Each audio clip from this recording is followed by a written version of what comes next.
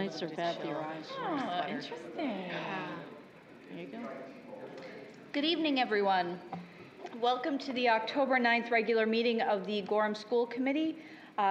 We will start with the Pledge of Allegiance. I pledge allegiance to the flag of the United States of America and to the republic for which it stands, one nation, under God, indivisible, with liberty and justice for all. I was so excited about the roll call, I wanted to go there first. Thank you. So this is Can I have a roll call, You please? can, at least I'm going to give it a shot here, so please pretend I'm Rhonda, all right? All right, so Mia DeSanctis. Here. Thank you. Michelle Littlefield. Here. Thank you. Nicole Yo Fisher. Here. Thank you. Jennifer Whitehead. Here. Thank you. Ann Schools. Here. Thank you. Stuart McAllister. Here. Thank you. And Sarah Perkins. Here. Thank you. All right.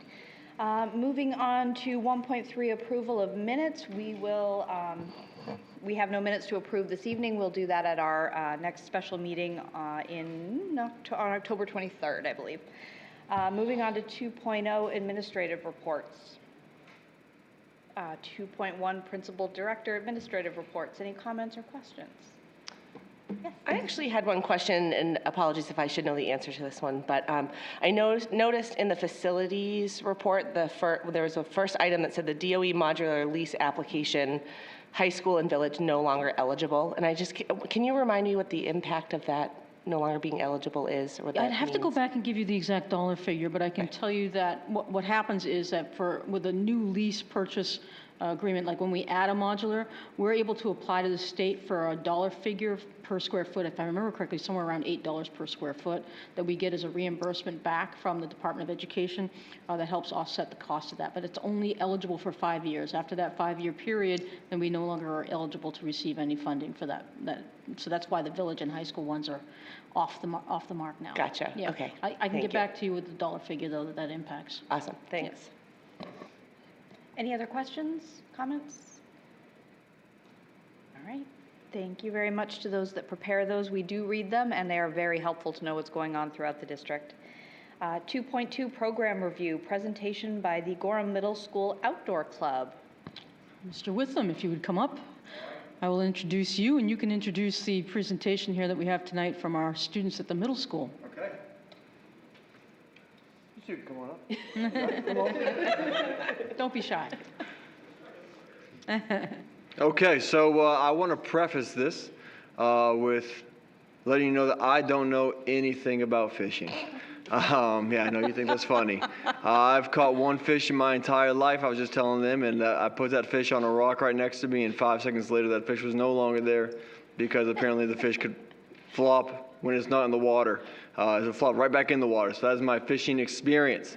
So as I go through this presentation, I want you to know that. When we got asked, to think of a group that we could talk about to you guys, that's kind of really making a difference. We've done student council in the past and some other student leader groups.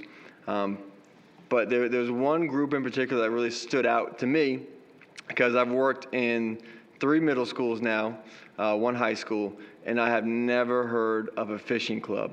And it was really cool to see the inception of the fishing club last year and how much it has grown since that very first day. Sometimes you just accidentally come across something really, really great, and I think that's what we've done at Gorham Middle School. So I'm going to talk just a little bit, and then I'm going to have these two right here just tell them what fishing club means to them, how much they look forward to coming on Thursdays because of fishing club, and then I'll wrap up. So the first thing is with Fishing Club, it started last year, and we've seen since the start about a 700% increase in people who are attending to the point where it has become like we couldn't bring fishing poles on the bus anymore. We have to figure out very creative ways to get the fishing poles to the school. Mr. Smith, who runs our fishing club, one of the teachers who runs it, is looking into grants to get more fishing poles to make sure that it is accessible for every single student who wants to participate in Fishing Club. Right now, on average, you're seeing about 40 students, and they're meeting every single Thursday. Now, why is this significant? A school of 720 students, and that you're looking at 40 of them, we're connecting them outside of the classroom. And the research shows that when you connect kids to your school outside of the classroom, you see an increased academic performance, increased sense of belonging, reduced behavioral problems, and then that development of social emotional skills is even more so. And so that's why we're always looking for opportunities to get students connected outside of the classroom.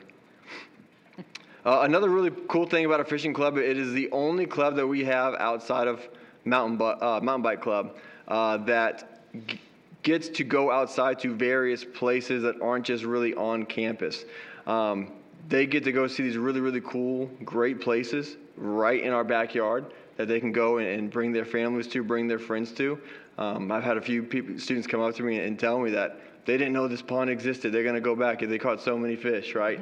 So it's just really cool for them to get to explore everything that Gorham has to offer. And this is it. This is the big one. We're always asking ourselves at Gorham Middle School, how can we increase our unique and innovative experiences for our students? And this is one of them. Right, the fishing club at Gorham Middle School, it creates moments that go beyond just catching fish.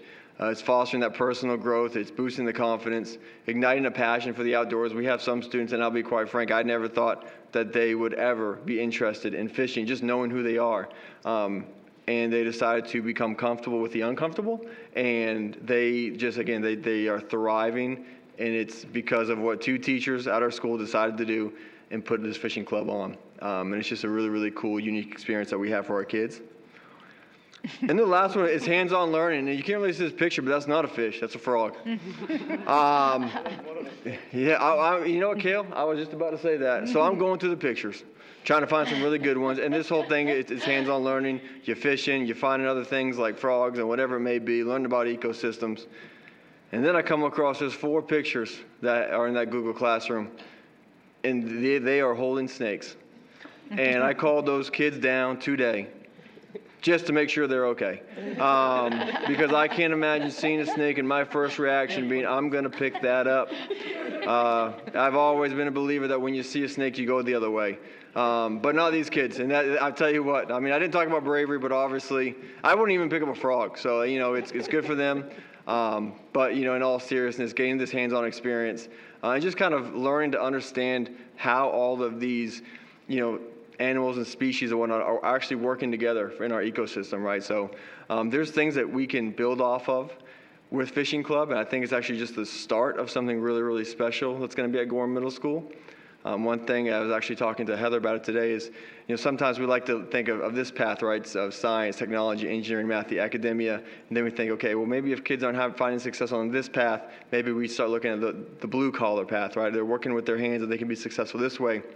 And there's such an opportunity for both paths to kind of marry each other and get kids interested who love fishing and love science and love math. So we're really excited where we're going with it. But I'm going to let these two talk real quick and tell them what they think. So. Do you guys want to know something for a second? Sure. I'm the one that made it. Nice. Congratulations. And I like to fish because I fish a lot, if you can't see. And Fishing Club also helps me work on my leaderships too.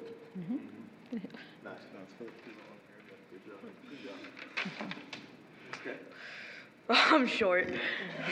Yeah, me too. Alright. Thursdays usually aren't the best days. You're looking at the weekend, but you still got 2 more days of full school. So it's nice to have something on Thursdays that you get excited about. I get excited every Thursday when we have a fishing trip when I know that I am going to get experience learning about fishing and experience with 2 great advisors, Mr. Smith and Mr. Albert.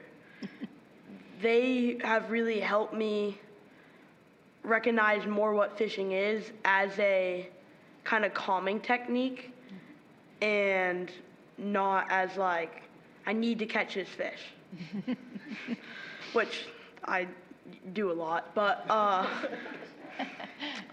remember catching my very first fish. I was 3 years old, and I wasn't big by any means, but when I pulled it out of the water, I got this feeling of excitement that I had never really felt before. It's just like so proud that I had done something. And I didn't fish again for 6 more years. So when I went ocean fishing with my mom's dad, for the first time, and I caught my first fish again. I caught my first fish in 6 years. To rediscover that feeling was truly special, and I kind of got addicted to it. I wanted to keep fishing. So when I saw I could have the opportunity to sign up for Fishing Club, I jumped on the opportunity, and it's been great ever since. Thank you. Lucas, could you share their names and their grades? Yeah, absolutely. So right here, we have Kale, 8th grade, and then right here we have Liam, who's in 6th grade. Thank you. Yeah. I think that's one of the cool things. It's 6th, 7th, and 8th graders all doing something that they all love, right? And it's just a great opportunity for us to get to know our students in a way that we just don't get to know them in the classroom, because it's a different environment, and we really get to see their personalities come out, right, when they're in their own element, if you will. And again, big shout out to Mr. Smith and Mr. Albert, because we could not be doing this without them. They're passionate about it. They could not be here tonight. They are very, very apologetic. They wanted to be here. But again, I just want to give them a huge shout out and kudos to them, because they are a part of what is making Gore Middle School so special. And that's all I got about fishing. So. Any questions or comments? Michelle? I get the key question. What is the biggest fish that you've caught so far? Either or. Yeah. What? Wow. But not in Maine. Wow. When I was ocean fishing with my grandpa, I caught like a 12-pound cod. Yeah. Wow. Awesome. Mine was about that big, if you're wondering. So, yeah. So I've never caught a fish, so good job. Two things. Would the school accept donations of fishing rods from people in the community? So of course, we're going through the grant process first, and that's kind of our plan. If we don't get what we are hoping to get, then we're going to ask the community, because it's just so important to what we're doing. Okay, and I have a fundraising idea for you. If the Okay. grant doesn't work for you, I think if you guys raise a certain amount, that you should hold a bullfrog. And if you get another amount, then a snake. I don't think I'm ever going to come back here again. That sounds, what you just described is actually my nightmare. But anything for fishing club, so. You did say comfortable with the uncomfortable. Yeah, you know what? And I thought somebody was going to bring that up. You're right. You're so right. I'll do it. Whatever it takes. Anything for the children. There you go. We heard it here. I'm always following your pictures. I think it's a great program, and it's awesome that there are so many kids. And I saw a couple girls in there too. It's not just all the boys that are enjoying the fishing, which is great. And hopefully I can convince my 6th grader to do it next year. So Yeah. great job. Absolutely. Thank you. Thank you. All right. Thank you so much. Thank you. Round of applause for the kids. So you all are welcome to stay, but you do not have to stay. The recording will be available on GoCat in a couple of days if you want to grab that. So, thank you. you. Have a good night. Great job.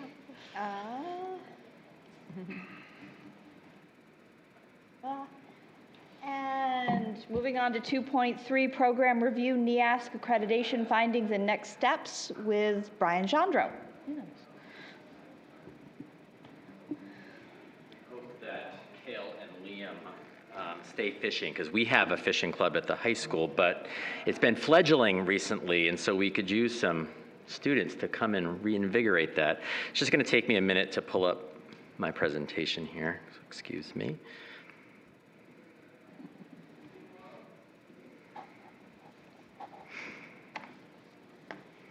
All right. So hi, everybody.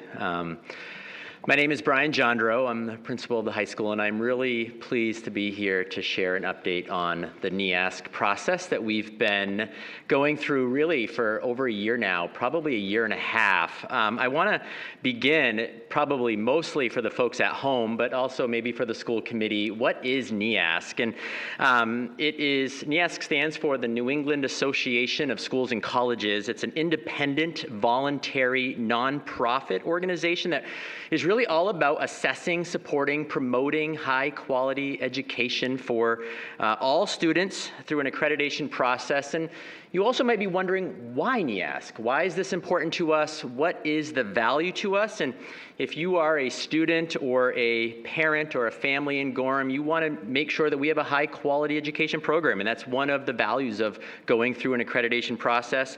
It's also, you want to know that there's a vehicle to change or to improve any of the deficiencies that we may have. You want to make sure that the transfer credits will be accepted. If you are a family here in Gorham and you unfortunately have to move out of Gorham, move somewhere else, you want to make sure that the credits you earned at Gorham are going to go to a different school. And if you're a senior going out into the college world, you want to make sure that colleges know that the credits you earn at Gorham High School are coming from a really high quality education experience and that you were really well prepared. If you are a member of a school board, you want to know that the policies and plans that you have are working. Or not, because if they're not working, you need to make sure that we are highlighting those issues and that we're addressing them. And then if you are a member of the tax-paying community, you want to make sure that the money that you're spending in your education at Gorham High School has been judged by an outside organization as being effective and worthy. An accreditation process has there are 5 really important pieces to that process, and the first one starts with quality research-based standards for accreditation, and there are 5 standards that they look at. The first one is really around the culture that we establish for students at the high school. The second one is around student learning. You might think that that's probably the most important standard. Are our students learning what we want them to learn? Professional practices is the third standard. What are our staff doing each and every day to make sure that we have a high quality education program? Number 4 is learning supports that exist for our students to be successful. And number 5 are the resources that we have at the school. Everything from the building to all of the other resources like computers and those sorts of things that exist for students. So once you have the standards, then you go into a pretty inclusive, collaborative, reflective process for the school. It's supposed to be a faculty-led process, and I can say that ours was absolutely led by our faculty, and all faculty, all staff were included. They were divided into committees. We surveyed students, staff, and families. We had over 630, 75 staff, 148 families involved in that process, and many people were interviewed.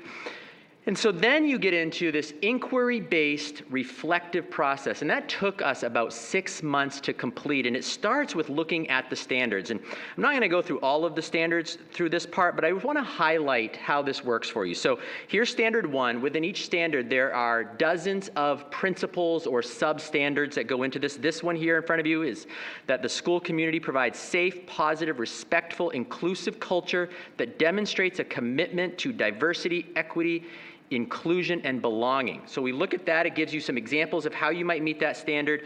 And then we need to assess ourselves. And here's the rubric that NEASC provides us with. So you look at, are we just initiating when it comes to this? Are the ideas and concepts there, but we're not really we're just starting to work on it. Are we developing?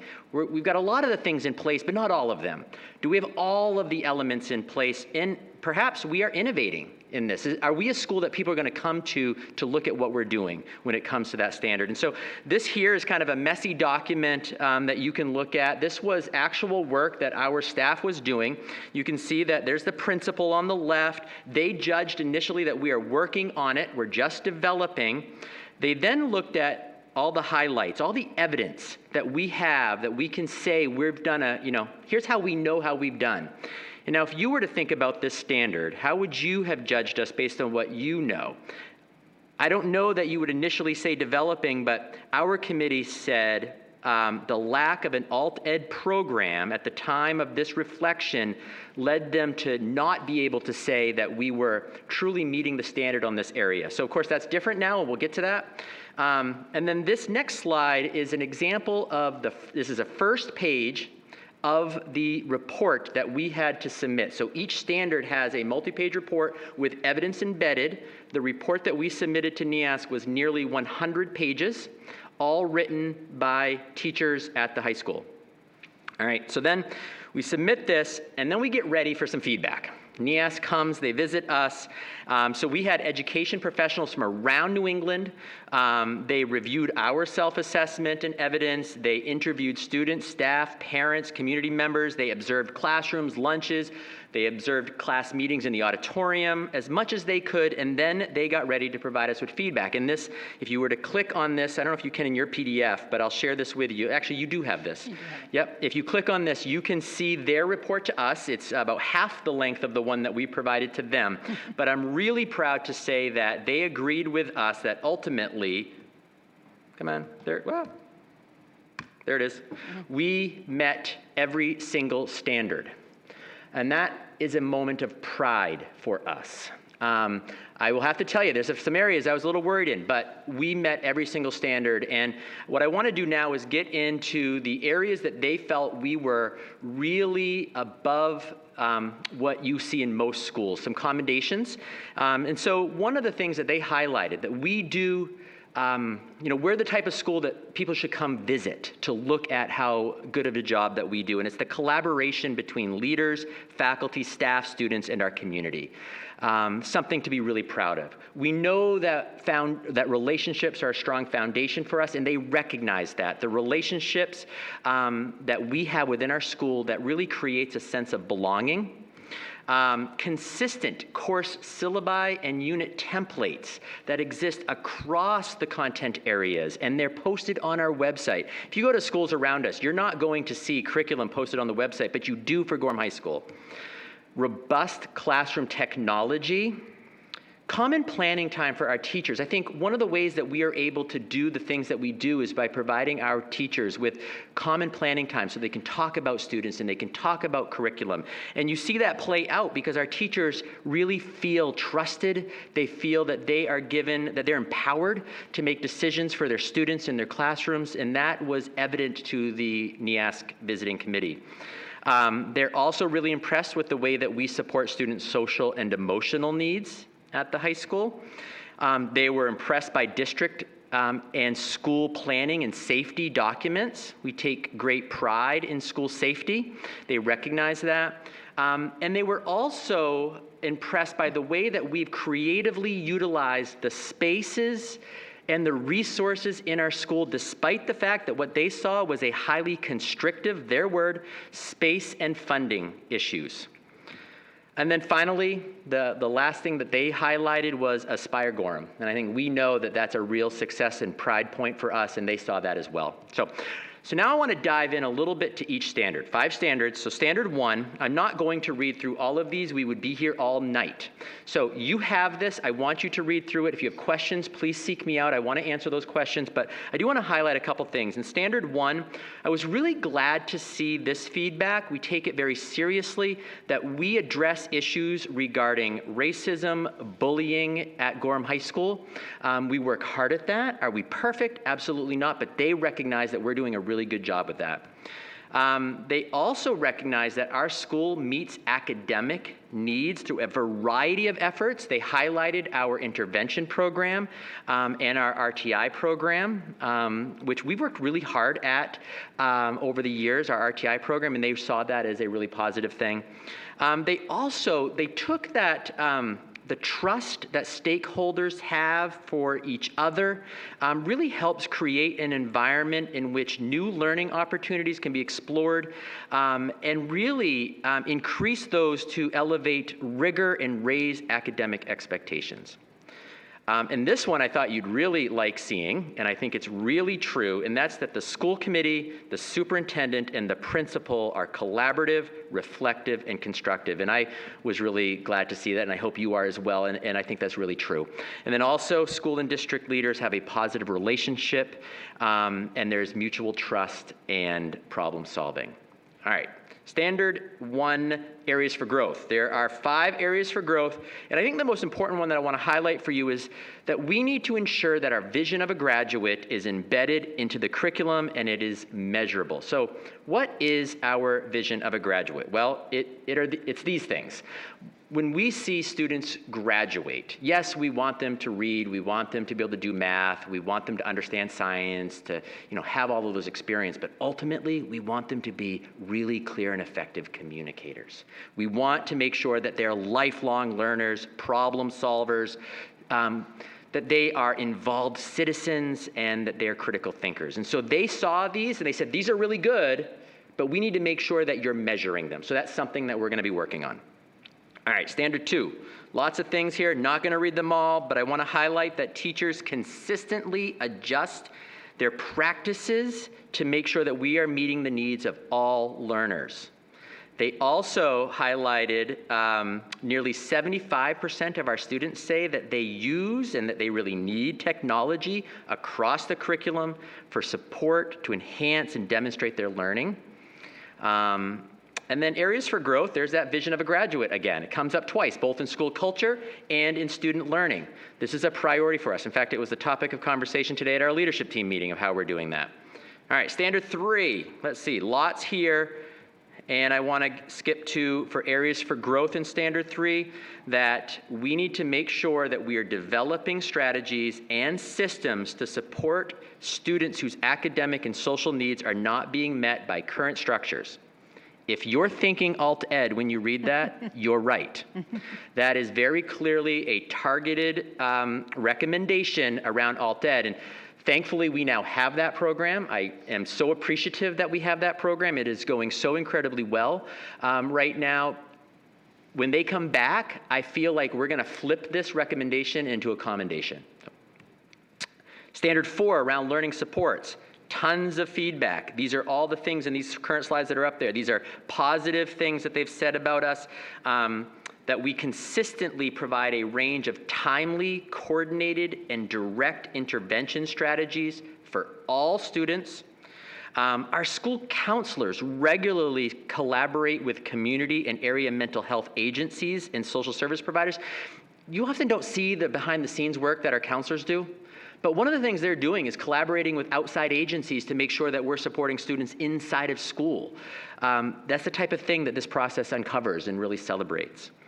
And then if you get to the areas for growth, you can see that, again, we need to make sure that we're supporting our non-traditional learners, and we're doing that now much more programmatically, consistently across the board than when they were here through this new alt-ed program. They also highlight, and I think this is something for us to think about as we move forward, is to ensure that the students have consistent access to our student health office, as well as that our library media center can be open and available for students before school, during school, and after school. There are perhaps some future staffing implications to be thinking about here, but this recommendation is all about ensuring, which means they maybe saw something that we need to really evaluate and think about moving forward.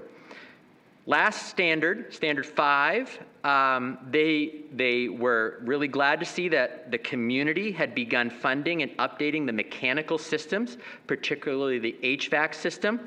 By the way, it has totally changed the learning environment for students, especially in the month of September, and I think in the months of May and June. But they also said in areas for growth that we need to make sure that we're developing and implementing clear and actionable plans to address the school's aging and space issues. And I think we have that. We are working on that. And so I think when they come back, we're able to say, hey, we have this plan now, and we're moving forward with it. And then the last bullet here, ensure that the school has infrastructure and protocols to provide for a physically safe environment for students. They're not saying that we're not safe. What they're saying is that our building is aging, and we need to make sure that we're staying on top of that. So don't lose sight of that. All right, to finish up here, what's last? Well, ongoing monitoring and professional support. So we need to draft a school improvement plan or a continuous improvement plan. We do that anyway. And in fact, if you read through these the ways that we met these standards, that's one of them. And so what you see here is actually the plan that we just rewrote based upon their recommendations. If you click on this, you can open it up, you can read it. There's a lot here. Our staff is a little bit nervous about how we're going to do it all in 2 years because they're coming back in March of 26. We don't have to do it all in 2 years, but we need to make sure that we're making progress so that when they come back, they know that we've taken their recommendations seriously and that we're moving forward in a pretty constructive, positive way. So implement the findings, complete a report, and then host them again in March of 26. So I flew through that. I know it took a little bit, probably, I don't know how long that was, but I flew through that. I didn't want to read every single thing they wrote because we'd be here for a long time, but I'm really more than happy to answer any questions. I think ultimately this was a very positive report for us, and it highlighted some things that we knew that we wanted to work on moving forward. I think it's not, most of the recommendations in here are not critical. They are recommendations to help us move from really good to great. All right, questions, comments? Jen? So when they come back in 2 years, is it every 2 years or is that just? That's a really good question. No, so it's a decennial visit. So really it's every 10 years, and historically it's always been 10 years, but they've changed the process so it's more iterative now. So they'll come back in 2 years, there will then be a follow-up report in 5 years, and then we'll begin it again in 8 years, the process again. Yeah, and I just want to say thank you so much for all the work you put into this and the other faculty involved. This is a tremendous amount of work, but I'm so glad you did it because it just shows us what we all know, the amazing work that you are doing. And second, for the community, if they want to help support some of this, remember that we do have 2 bonds, and please go out and vote. Any other questions Thank you. or comments? No? Thank you very much. We appreciate it. Thank you. I was anticipating more questions. Well, I think we're probably going to digest the information, Sure. and we may have follow-up questions. Absolutely. I'd be happy to come back. Thank you. All right, moving on to 3.0 communications. 3.1 public comment. Is there any member of the public wishing to make comment this evening? Seeing none, we'll move on to 3.2 student school committee members. Hello. Member, Well, there's still an S on the thing. there is, I know. There's supposed to be 2, but we're working on it. It's a work in progress, but it's coming along. Starting off, our homecoming was last weekend with a football game win and a very fun dance to celebrate the start of our school year.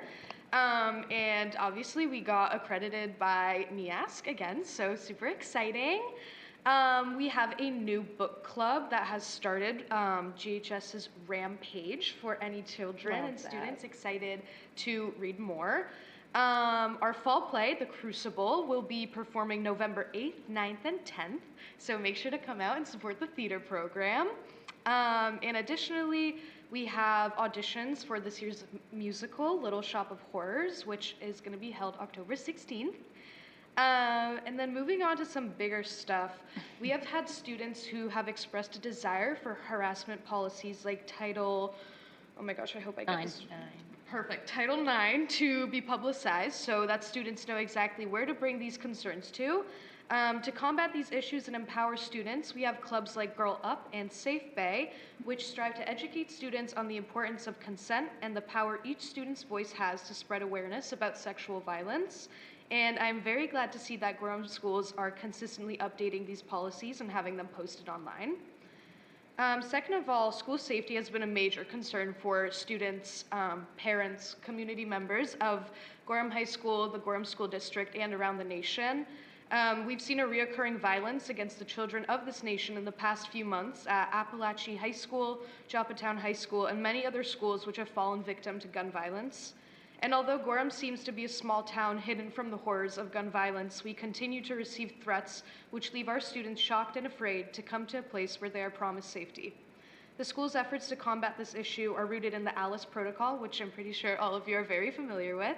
And this year, each grade received a presentation during advisory on the ALICE protocol and what to do in case of an emergency. And then related to voting, we will have a voter registration table on October 15th during all lunches in the back of the MPAC. I, along with Mr. Welsh, Mr. Panagagos, and Mr. Gendro, felt it was very important for students to take action within our democracy on a local and a national level. And the purpose of this registration drive is not to push students to vote for a certain candidate, but instead to educate them on the importance of their vote leaving an impact on their community and nation. And then a little personal statement from me. As a student, sister, daughter, and global citizen, I would also like to just put out the importance of this year's election. And no matter what standpoint you take, your vote matters. And as this is a school committee meeting, I urge you to keep your child and the children of this nation in mind. Your vote paves the way for future generations of American children. Not voting because you believe it won't do anything or you aren't in agreement with either candidate is a complete disservice to the children of this nation. Voting ensures the protection of American children by supporting their fundamental human rights, education, and above all, safety. Your vote counts on the behalf of your child and the children of America. So again, I urge you all to vote. Thank you. Thank you very much. Any questions or comments on that? Stuart. So I'll talk about it in a little bit, but the policy committee just talked about Title IX policies and their impact on some of our existing policies.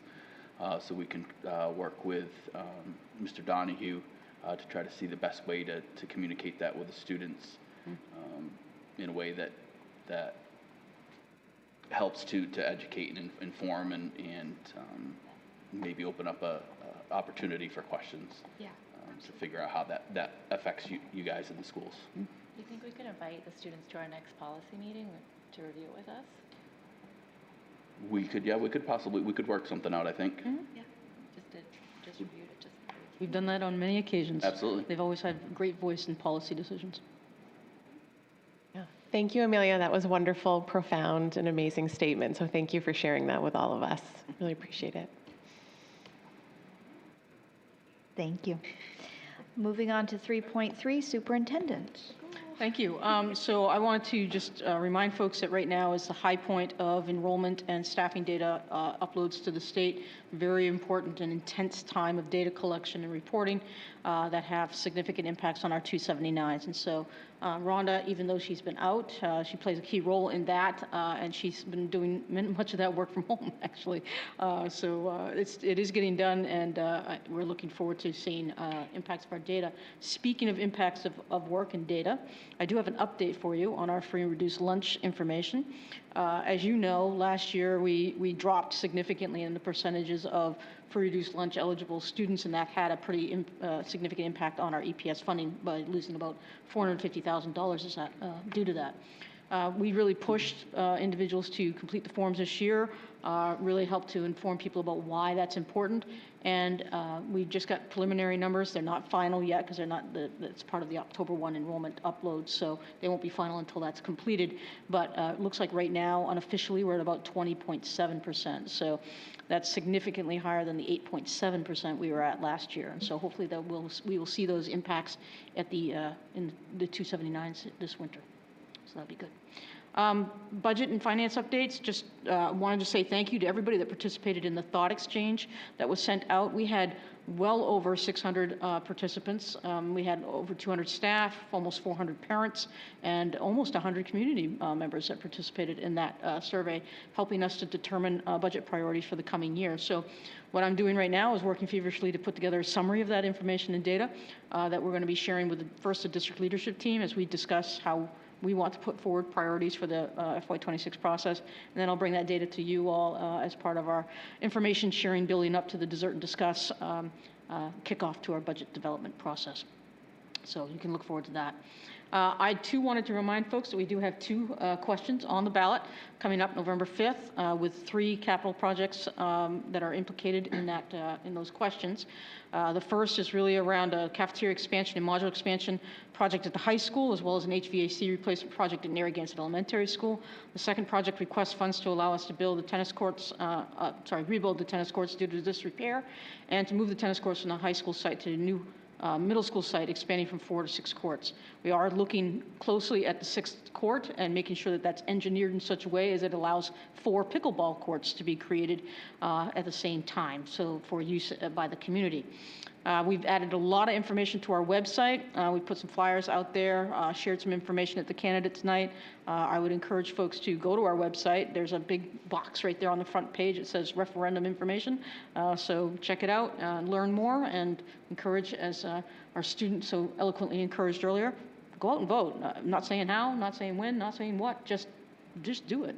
It's really important that you do that and demonstrate that for our students. Personnel information updates. I did want to let folks know that we're down now technically 1 bus driver, because we're down 2. We've got 1 that we just hired, so woo. Unfortunately, though, we're seeing another bus driver that's going to need to be leaving in November, so we're still going to be down 2 in a very short period of time.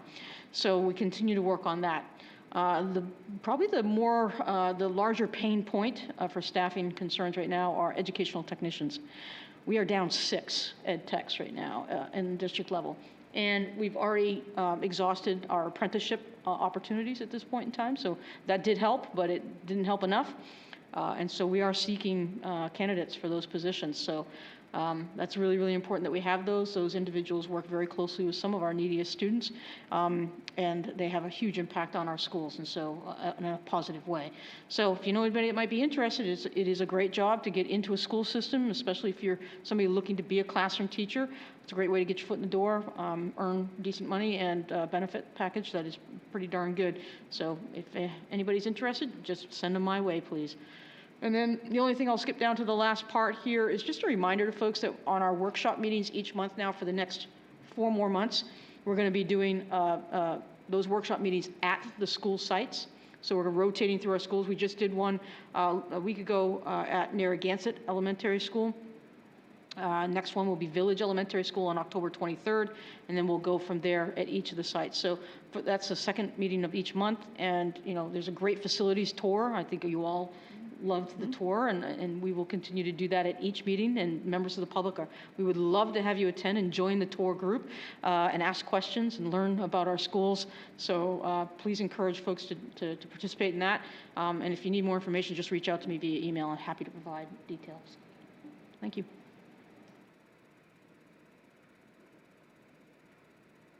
Okay, any questions or comments for the superintendent? All right, seeing none, thank you very much. Moving on to 3.4 School Committee Communications.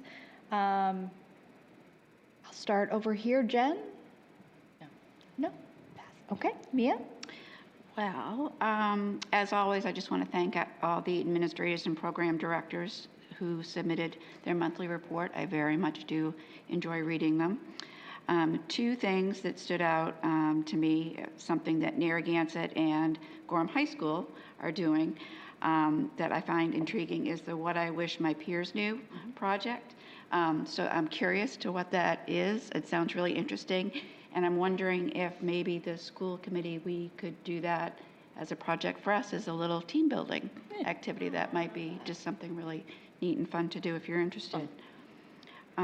Second thing is a shout out to our new assistant superintendent, Quentin, who's new in his role, and from his report, he's doing a lot from working with the assistant principals to policies, NWEA testing, emergency planning reviews. He's just hit the ground running, so shout out to Quentin. Thank you.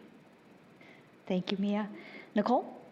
I just want to take a moment to recognize a longtime volunteer of our backpack program who passed away unexpectedly this weekend, Shelby Zahner. She was a truly wonderful woman. We packed yesterday, and her presence was really much felt. She was quite the steady presence for that group of folks, and so I just want to take the time to recognize her volunteerism and to let her family know that we're thinking of her and we're going to miss her dearly in that program. So thank you. Anne? Yeah, so this is my last meeting after, well, regular meeting, I should say, after 6 years. And which is kind of surreal. It's been a very challenging 6 years, but I didn't want to leave without just saying that it's been really great to have an opportunity, like in the front row, just to see how great just our staff, our educators, our administrators are. And I just want to say that they are all just extremely appreciated. And I'm going to get to watch from the sidelines now for a little bit, which is great. So thank you. Thank you, Anne. Michelle? Just a quick one from me, a follow-up to my comments from last month about the book talk on the anxious generation. So dates have been set for that, so I just wanted to share mostly for the community. These will be delivered via Zoom, October 29th from 7 to 8 p.m. That's a Tuesday, November 12th from 7 to 8 p.m., and then December 2nd from 7 to 8 p.m. So the best location I found to find more information if you're interested is on the GHS website. It's under the news section there. So I think we've had over 50 people sign up for that so far. nice. Stuart? I don't have anything for this evening. So I have two very different topics that I wanted to cover, so I'll start with one and then I'll move over there for the second one.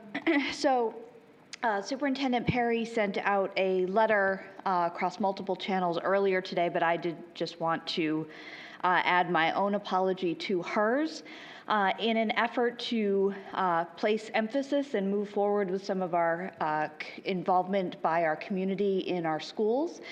The upcoming Bean Supper at Narragansett was inadvertently scheduled on Yom Kippur, which is the holiest day of the Jewish calendar, and that was inadvertent. I very much thank the individual that brought this to my attention, and now that we know better, we will do better.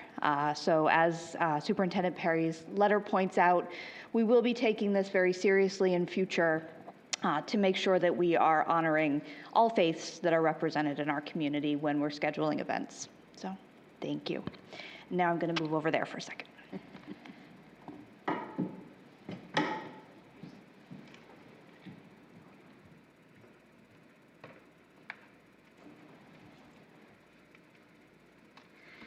All right, and now we have the presentation of the apples.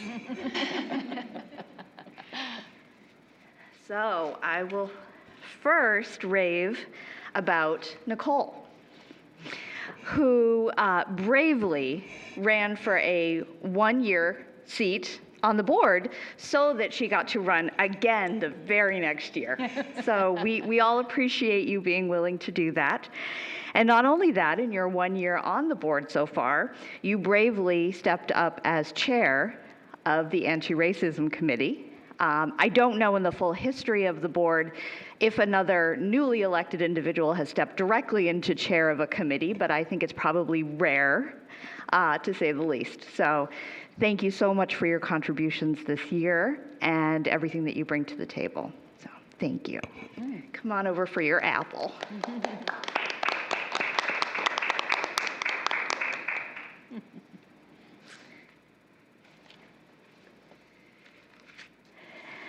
All right, 6 years. So you stuck with us, with our district through COVID, which is enough just right there, full stop. But not only that, you have also served on the Alt Ed Vision Committee, the Policy Committee, the Teaching and Learning Committee. You've chaired the Personnel Committee. I think you chaired policy at one point too. Yep. You served as vice chair and chair of the committee. And your wisdom, your perspective, your balance, your willingness to consider all points of view have been inspiring for me in my 4 years here, and I have looked up to you, and you have to come back and visit.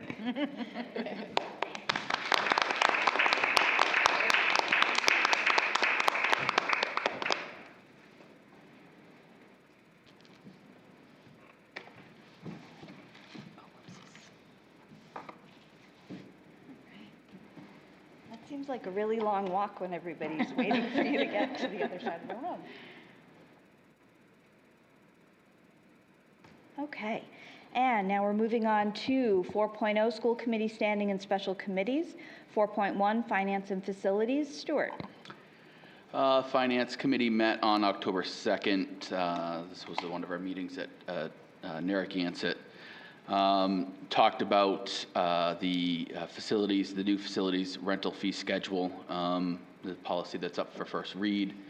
Policy Committee asked the Finance Committee to look at it just to make sure everything looked good and was aligned with our priorities for the district. So that was done at the last meeting. We also discussed the workers' request for proposals for workers' compensation insurance to see what if there's any potential savings out there by looking at other options.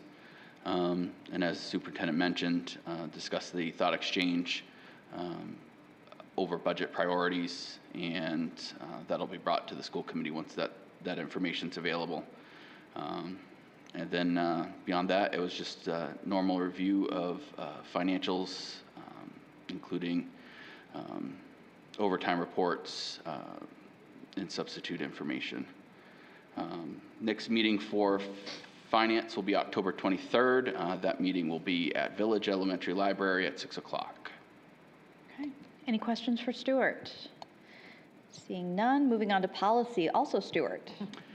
So Policy Committee met right before this meeting. Talked about a couple of policies that are up for first read that we'll review a little bit later in the agenda.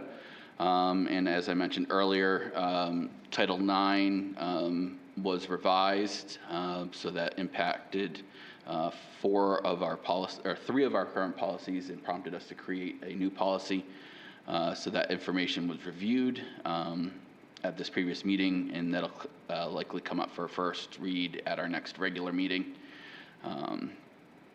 And we're continuing working through the list of policies and getting those updated and current with what we have with our current policy lists and priorities. Mm-hmm. So the next meeting of the policy committee will be November 26th, and that will be at the high school. Okay, any questions? Nope. Okay. Personnel, Anne. So we met on the 9th, but we had a regular meeting on the 11th, which I did not attend in September. So I'm assuming someone reported out for that meeting. But our next meeting, we haven't met since then, and our next meeting is still to be decided. Okay. Vocational education, Jen.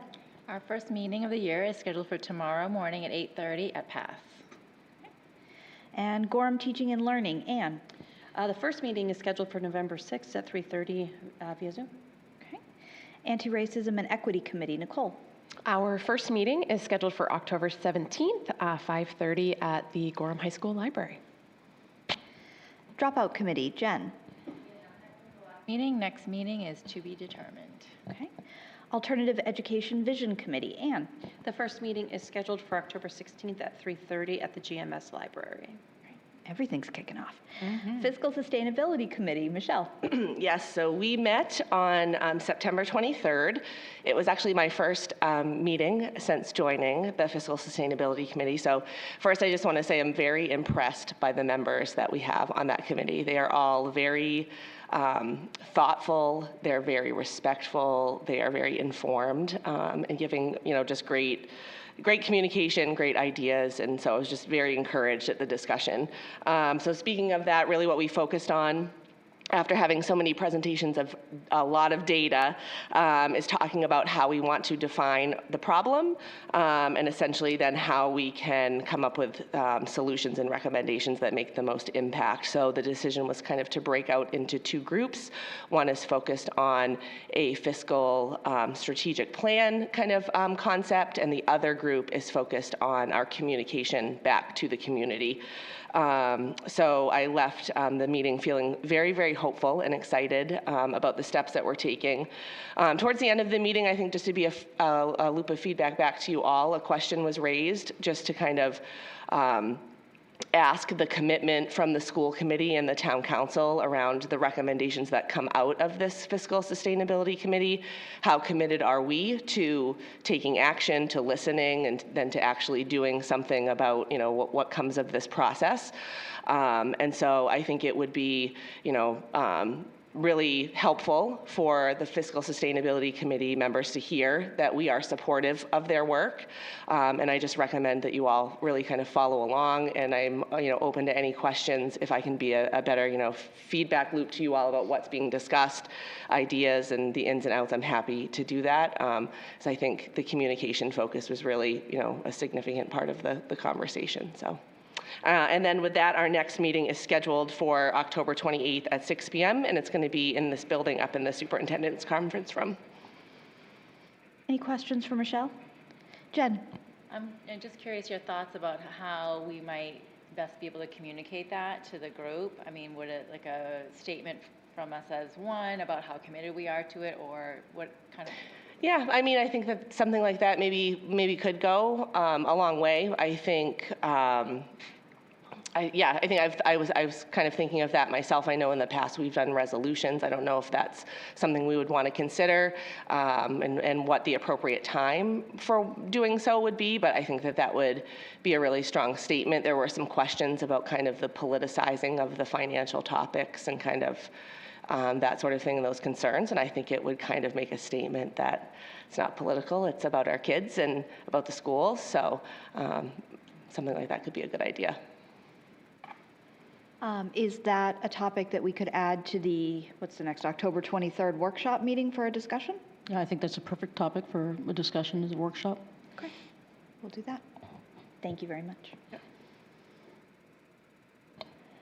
Okay, 5.0 unfinished business, which there's none. 6.0 new business. 6.1 action is needed. Stuart, you want to talk about the first reading of policy? Yeah, so the first one we'll talk about is policy KF. And that's, as I talked about earlier, use of school facilities and grounds.